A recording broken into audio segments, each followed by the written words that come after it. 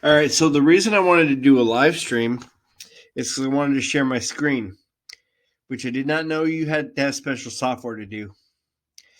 So I'm recording this on video form, and I'm just gonna have to read everything, and I won't be able to share my screen. I was hoping to do a video where you didn't have to see my ugly face. Okay, so a little bit of introduction. This is a book I wrote in 2008. It's been out for a while now. I've had a lot of time to reflect on it. And so I put together a presentation, which I will be using as my basis for my overview. So you won't be able to see it because I don't have the software to do all that cool stuff. Bummer.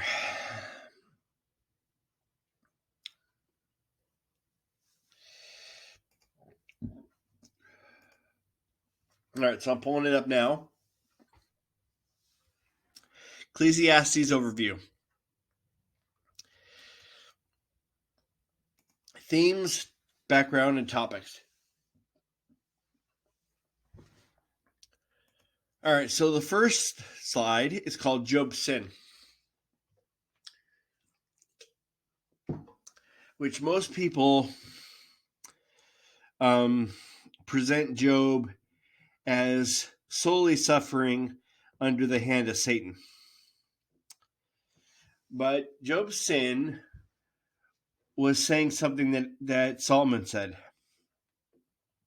All right, so Job 34:9. For he has said, talking about Job, it profits man nothing that he should delight in God. 35:3. For you say, what advantage is it to me? What profit do I have more than if I had sinned? And in Malachi 3:14 through 18, it says, you have said it is useless to serve God. What profit is it that we have kept his ordinances, that we walked as mourners before the Lord of hosts? So now you call the proud blessed, and those who are wicked are raised up, even those who tempt God go free. So Malachi uses an example of being a evildoer, people who say it's of no benefit to serve God, just like Job said.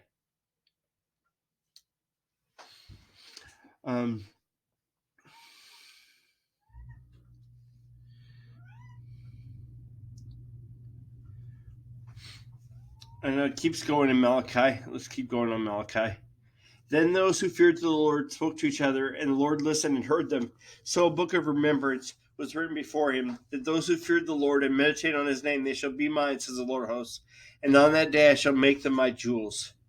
And I shall spare them, as a man spares his own son who serves him. Then again you shall discern between the righteous and the wicked, between one who serves God and one who does not serve him. Okay, he's saying that God will show the benefit to serving him, right? That's Malachi's answer to that. And one of Job's friends in Job 21:15 says, not Elihu, which is the righteous one, says, who is the Almighty that we should serve him? And what profit do we have if we pray to him? That's why on my slide I had Job 21:15 marked as wicked, which I don't know internet. Me do not internet right.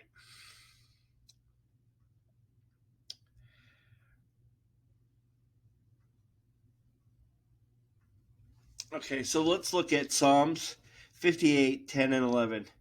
The righteous shall rejoice when he sees the vengeance. He shall wash his feet in the blood of the wicked. So men may say, surely there is a reward for the righteous. Surely he is a God who judges the earth.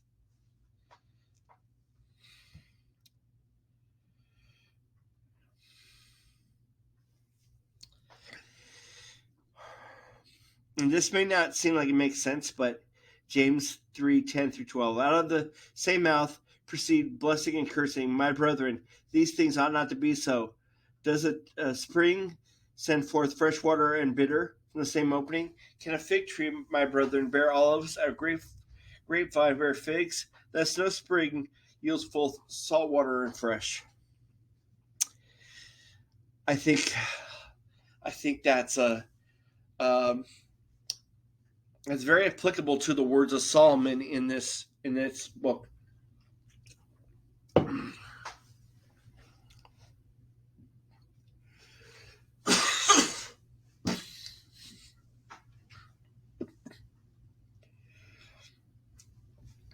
So the theme of Solomon is vanity is worthless like a vapor. So let's look at the Ecclesiastes verses that talk about the same theme that we've talked about in Job, in Malachi, Psalms. So Ecclesiastes 7:15-16. I've seen everything in my days of vanity. There is a just man who perishes in his righteousness, and a wicked man who prolongs his life in wickedness. So now Solomon observes this, right? And what is his response? Is it like Malachi says that you shall then discern between the righteous and the wicked, between the one who serves God and the one who does not serve him? You shall see that there is a benefit to serving God, as quoted in Malachi, or in Psalms. He sees the reward for the righteous, or is his response like the wicked man from Job 21:15, that there is no profit to them that pray to him? His response is, do not be overly righteous, nor be overly wise. Why should you destroy yourself? He's saying righteousness and wisdom are destruction. Ecclesiastes 8:14. There is a vanity which occurs on the earth, that there are just men whom it happens according to the work of the wicked. And again, there are wicked men to whom it happens according to the work of the righteous. I say this is also vanity. Worthless. So he's also saying, again, that there is no benefit to being righteous. He's echoing the sentiments of the wicked friends of Job. What profit is there to serve him? Not the message of Malachi or the message of Psalms.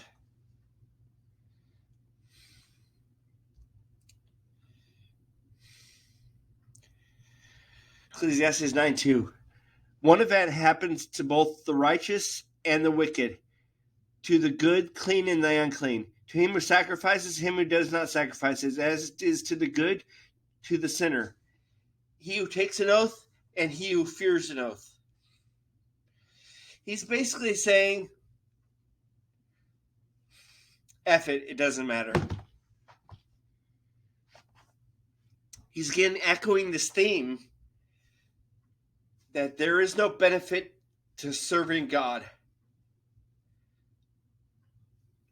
And that's why it ties to Job's sin, because that's the message of Job that Elihu rebuked, and that the wicked friends of Job put forward.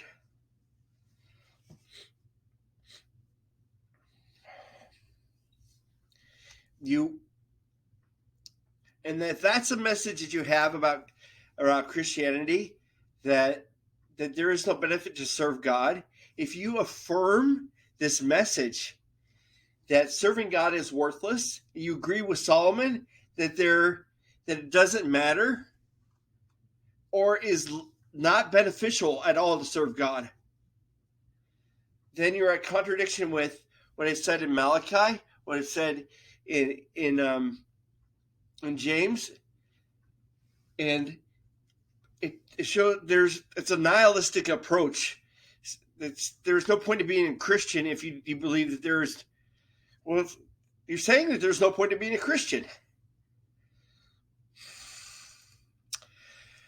Okay, so now we're going to talk about God in Ecclesiastes.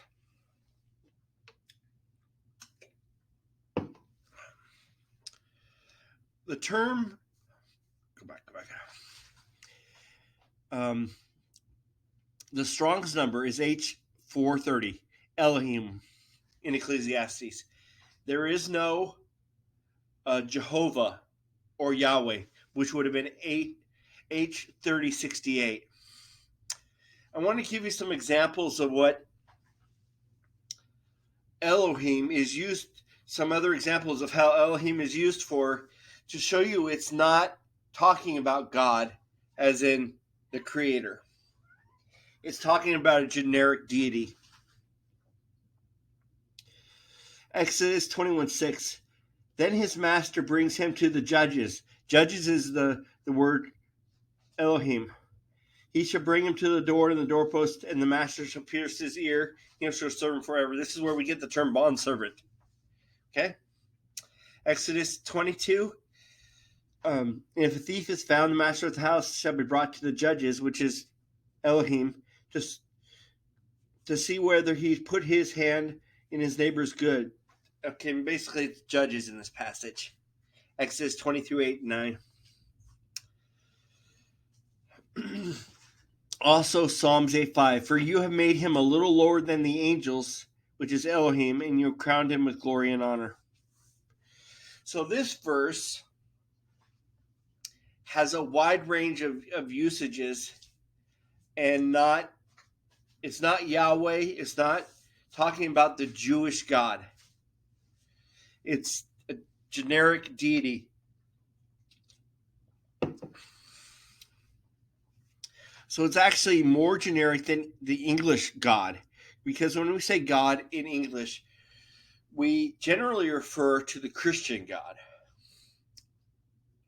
But the usage of Solomon of God in Ecclesiastes is more like a generic term for deity, or even less than that, authority. You can be judges, angels, all sorts of other authority figures. All right.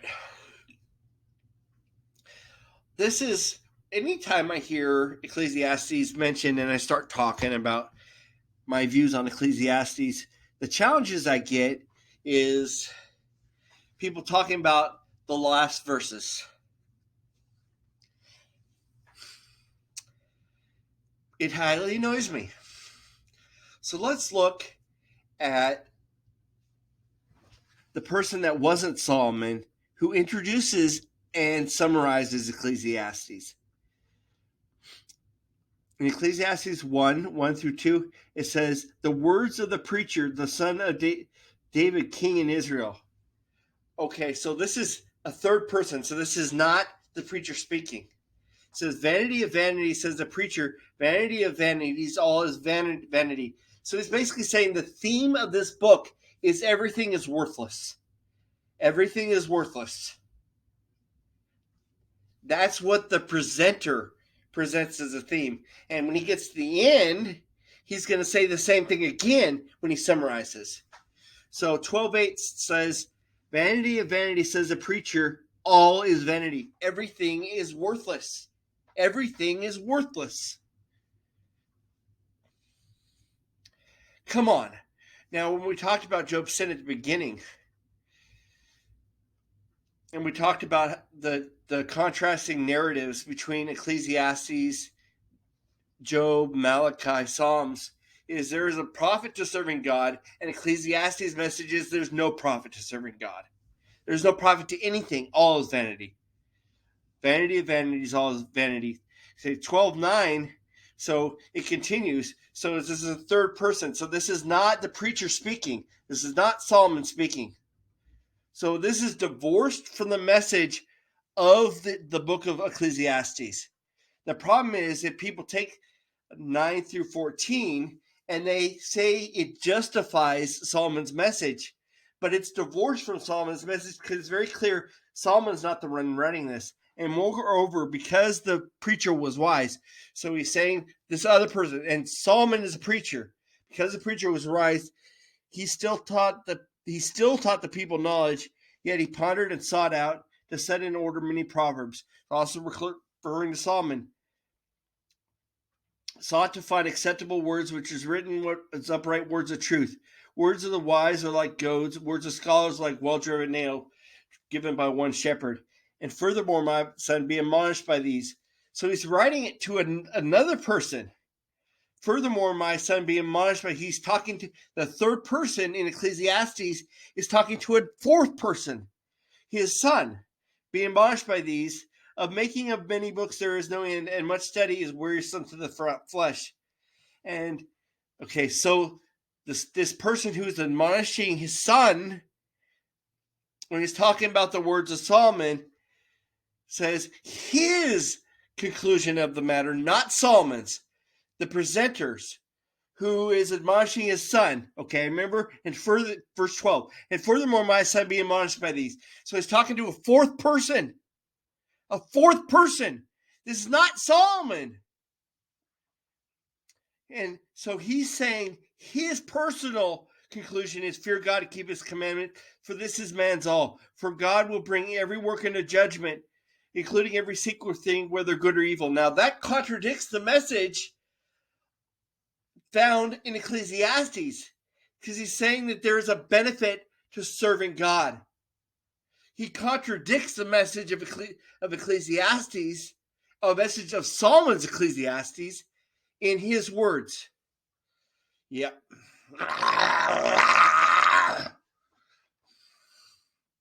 Sorry. I've been dealing with this so I wrote it in 2008. So 14 years of hearing all the same things back from people. All right, so let's talk about the theme of Ecclesiastes. We touched on it a little bit. So did I miss this? No. Okay. Theme of Ecclesiastes. Vanity, vanity, says the preacher. Vanity, vanity, all is vanity. Okay, so this is the introduction. Theme presented by the presenter. Vanity of vanity, says the preacher, all is vanity. So that's his conclusion. So remember when you were in college, if you're ever in college, you had a thesis statement. And a thesis statement, in a thesis, you lay out the themes of the paper. These are my three themes. You begin it, and at the end, your conclusion, you summarize your themes. Again, open, close. The conclusion, all is vanity. Beginning, all is vanity. Vanity is also used as a theme 30 times. So the presenter of this, who we use to justify the message that everything is worthless, because that's the theme. The presenter is saying that is the message of the preacher. Everything is worthless. All is vanity.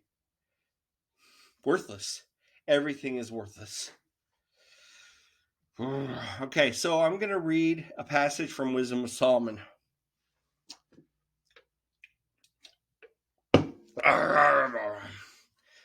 And to me, when I read this passage, it relates to Solomon in these times.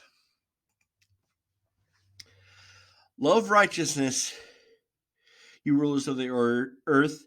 Think of the Lord with uprightness, and seek him with sincerity of heart, because he is found by those who do not put him to the test, and manifest himself to those who do not distrust him. For perverse thoughts separate men from God, and when his power is tested, it convicts the foolish. Because wisdom will not enter a deceitful soul, nor dwell in a body enslaved to sin. For a holy and disciplined spirit will flee from deceit, and rise and depart from foolish thoughts, and be ashamed at the approach of unrighteousness. For wisdom is a kindly spirit, and will not free a blasphemer from the guilt of his words. Okay, so Solomon was an idolater. Because God is a witness of his innermost feelings and a true observer of the heart and a hearer of the tongue. Because the Spirit of the Lord has filled the world, and that which holds all things together knows what is said, and therefore no one who utters an unrighteous thing will escape notice, and justice, when it punishes, will not pass it by. So wisdom of Solomon in this passage is taking the opposite view of the book of Ecclesiastes, that there is value in serving God.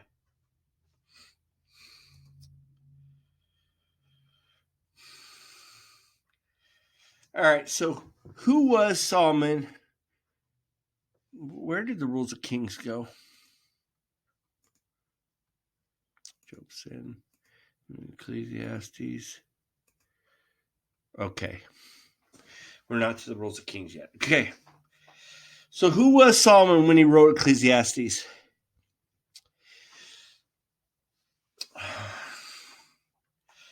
Okay, so Solomon was trying to kill a prophet of God. 1 Kings 11:40. Let's get that real quick. And Solomon therefore sought to kill Jeroboam, but Jeroboam rose and fled to Egypt, and was in Egypt until the death of Solomon. Breaker of all one of the rules for kings, which we will get to. And he was a prolific idolater, which explains his generic instead of specific use of God.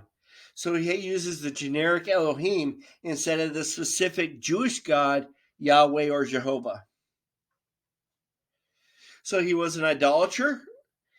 He was, at the end of his life, he was a lawbreaker, and he was trying to kill the prophet of God. So when I hear people quote from Ecclesiastes,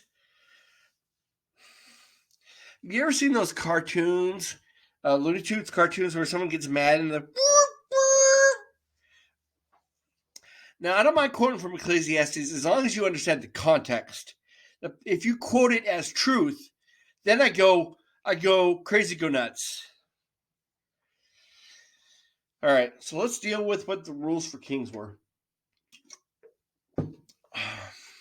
I'm going to tell you all the examples of where it was broken, but I don't. Okay, let's see. Where are we? Back for the rules of kings. All right, so Deuteronomy 17, 14 through 17. When you come into the land in which the Lord your God has given you and possess it and dwell in it, and you will say, I will set a king over me like all the nations that are before me. You shall surely set a king over you whom the Lord your God chooses. One from among your brethren you shall set as king over you. You shall not set a foreigner over you who is not your brother. But he shall not multiply horses for himself, or cause a people to return to Egypt to multiply horses. For the Lord has said to you, you shall not return that way again.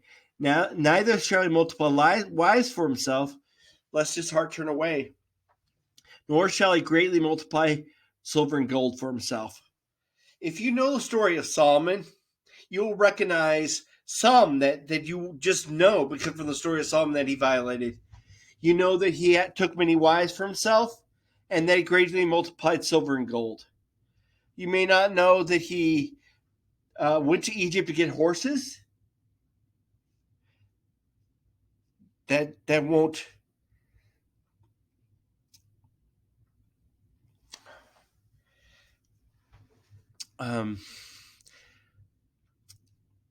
That doesn't stand for you. Okay, so as far as accepting whom the Lord chose, when he was seeking to kill the prophet of God, he was not accepting who the Lord chose to rule over Israel. In 1 Kings 11:40. Horses, 1 Kings 10, 26 to 28. 2 Chronicles 9:25. Wives, 1 Kings 11, 1 through 6. silver and gold, 2 Chronicles 1:15 and 9:20, and getting horses from Egypt, which it says, nor return to Egypt to multiply horses. It's 1 Kings 10:28. So he violated all these rules for kings. Okay. So look at Solomon versus Yahweh's prophet. His response to a bad prophecy. So let's hear the prophecy against Solomon, then see how David responds to a prophecy against him, how Ahab responds to a prophecy against him, and then Solomon's response to a prophecy against him.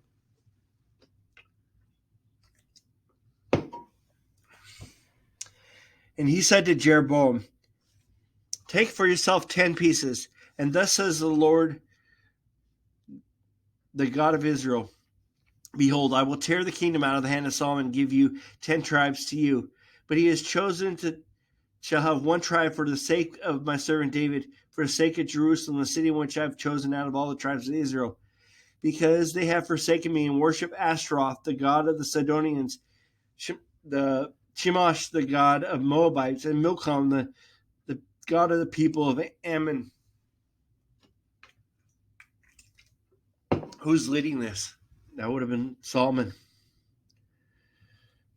He's the one who turned the heart of Israel away from God to worship these false deities. He's made Israel an idolatrous nation,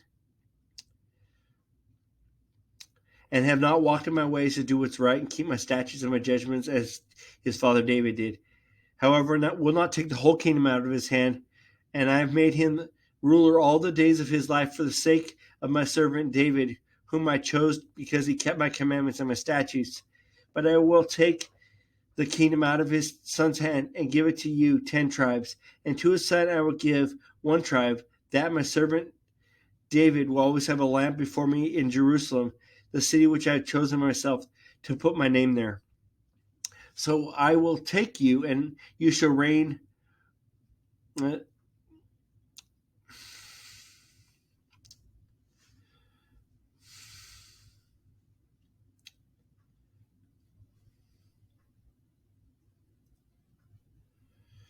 reign over all your heart desires. You should be king over Israel.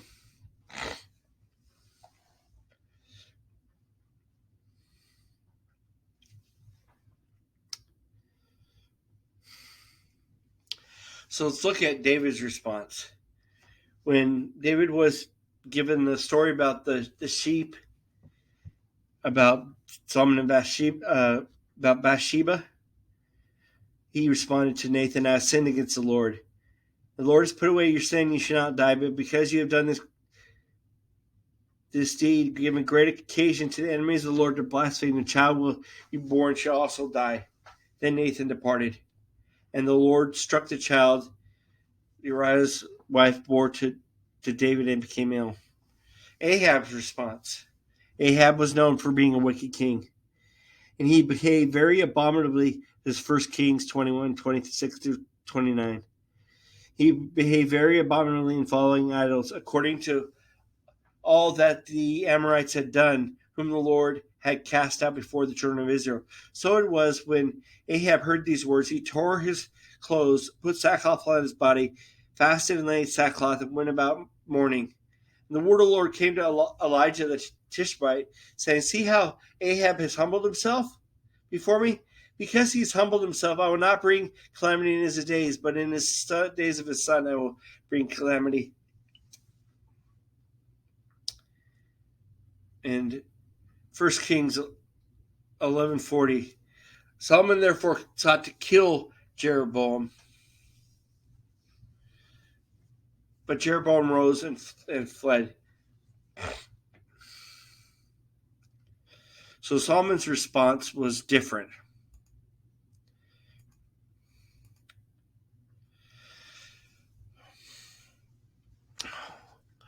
So Solomon also acts as a prosecutor for God, or general deity. So whichever way you want to.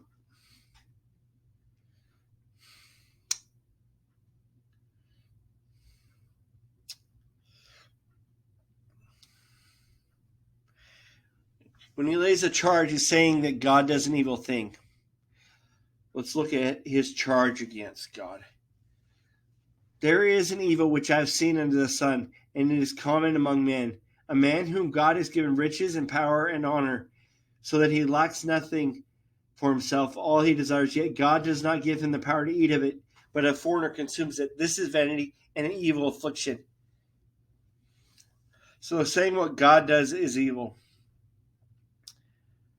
In Ecclesiastes 5:16, this is also a severe evil, just exactly as it came, so shall it go. And what profit has he who has labored for the wind? Saying, if you don't get to keep what you earn. Now, Solomon was at the end of his life. And so, let's see how much time I have left. I have time. Okay.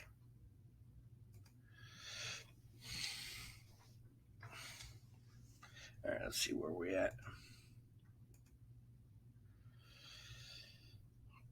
So let's look at Solomon's legacy real quick. 1 Kings 11, verses 1 through 8. But King Solomon loved many foreign women, as well as the daughter of the Pharaoh, women of the Moabites, Ammonites, Edomites, Sidonians, Hittites, from all the nations who the Lord had said to the children of Israel, you shall not intermarry with them, nor shall they go with you. Surely they will turn your heart after their gods, which, of course, they did, right? Solomon clung to these in love. He had 700 wives, princesses, and 300 concubines. And his wife turned his heart away, for it was so when Solomon was old, which is when this was written, right? Okay, so we look at things about, he's talking about his wealth going to another when he dies. So the context of Ecclesiastes is he's at the end of his days. So where is he at the end of his days? He's serving all these idols. He's serving all these idols. Man, I'm getting fired up. For it was so when Solomon was old, and his wife turned, that his heart was not loyal to the Lord his God, as was his father David. But Solomon went after Ashtaroth, the goddess of the Sidonians, Milcom, the abomination of the Ammonites. Solomon did evil in the sight of the Lord, did not fully follow God, and then built a high place for Chemosh, the abomination of Moab, on the hill east of Jerusalem, for Moloch, the abomination of people of Ammon. If you know anything about Moloch, that's what they sacrifice babies to. And likewise he did for all for his foreign wives, who burned incense and sacrificed to their gods. Solomon was not preaching God's truth when he was at the end of his life serving idols.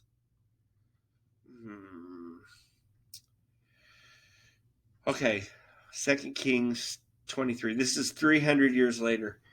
Then the king defiled the high places that were east of Jerusalem, which were on the south of the Mount of Corruption, which Solomon the king of Israel built for Ashtaroth, the abomination of the Sidonians, for Chemosh, the abomination of the Moabites, and Milcom, the abomination of the people of Ammon.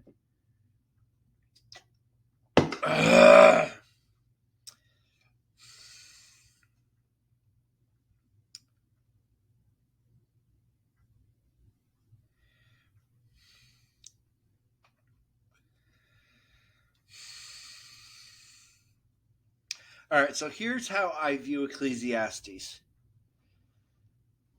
I have on my slideshow how to look at Ecclesiastes: right way, wrong way. Right way, like Job's friends. Just because something is wrong in the Bible does not mean it's not profitable. We have half the book of Job is Job's friends saying evil things to Job. We don't cut that out of the book of Job because it's wrong, but we use it to inform that these are wrong ideas. You have to look at the message of Ecclesiastes like an antagonist. He's an adversary to truth. You have to understand that his message of everything is worthless is not correct.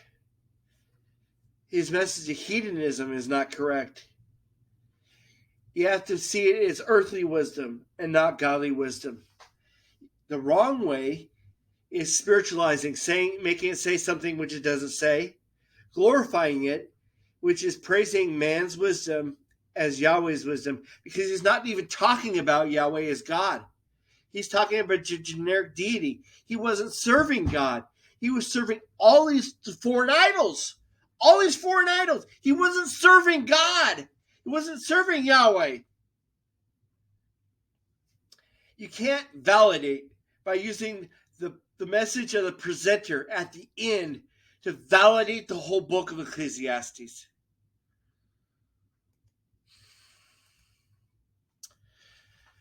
Wow. You get to see me get mad. This is the one thing that really fires my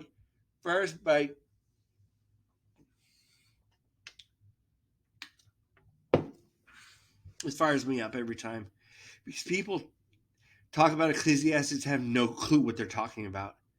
They treat it as if it was Matthew, Mark, Luke, or John. That's not the value of Ecclesiastes. It's to see a man who did serve God, but turned wholly apart from God and went the other direction, and what that wisdom looks like. What wisdom comes from the world and is evil once you've turned your back on God and are serving idols. If you're serving idols or serving the world, Ecclesiastes is a book for you, because it is, well, if you take it for what it says as and contrast it to the other messages within the Bible, that serving God does have value. God is a rewarder of them who diligently seek him. If you take that message and you say the message of Solomon is that it's worthless, but there is worth in serving God, then you have given it the right standing.